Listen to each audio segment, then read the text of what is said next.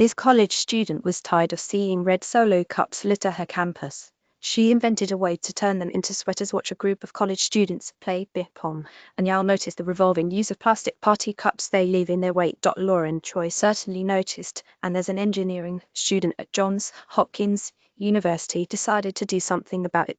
These party cups, most often created by the brands Solo and Hefty, are very difficult to recycle due to the type of plastic they are made with. Instead of completely breaking them down, Troy wondered if the cups could be spun into a kind of fabric. Lauren Choi's photo courtesy of the new norm. During her senior year in 2019, she created an extruder machine that spun plastic waste into textile filaments.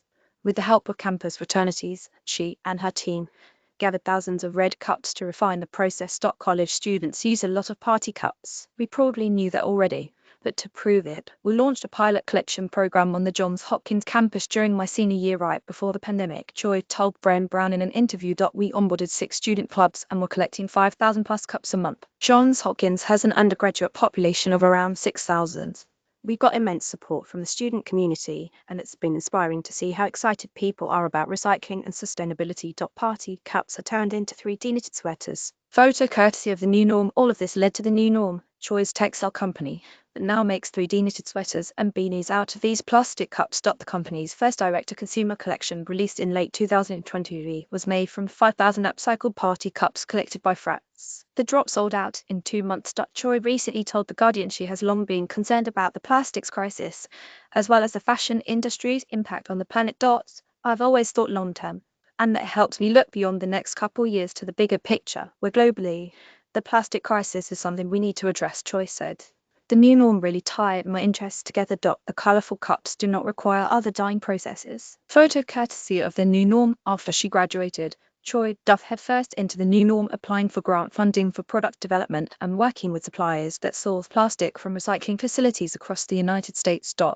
But the mix of plastics was yielding unstable results. Plus, the fabric coming from the extruder still didn't feel as soft and comfortable as a sweater should. If you are going to produce a knit garment, it needs to be comfortable. Jasmine Cox, Gaston College's Textile Technology Center, told The Guardian. It needs to be breathable, cozy, things that people love. It can't feel like a plastic cup. A close-up of the 3D knitted fabrics used by the company. Photo courtesy of the new norm. Choi enlisted the help of Cox and the Textile Technology Center, as well as the Polymers Center, both in North Carolina. They helped her develop a custom formula that would produce soft textiles from the extruders, achieving what Choi called plug and play. Now, they finally streamlined the process. With some assistance from grant funding, which came from big names like Johns Hopkins, Garnier, and even Hefty's parent company, Reynolds Consumer Products. The new norm has an online store where beanies and sweaters are available for purchase, ranging from $45 to $85. Beanies and sweaters made from the plastic cups are now available for purchase. Photo courtesy of the new norm. The plug and play process is an intriguing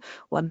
The company works with textile facilities in North Carolina and Virginia to extrude the plastic-based yarn, which is shipped to Brooklyn. Here, manufacturers utilize 3D knitting to produce the garments. 3D knitting is similar to 3D printing, but for apparel.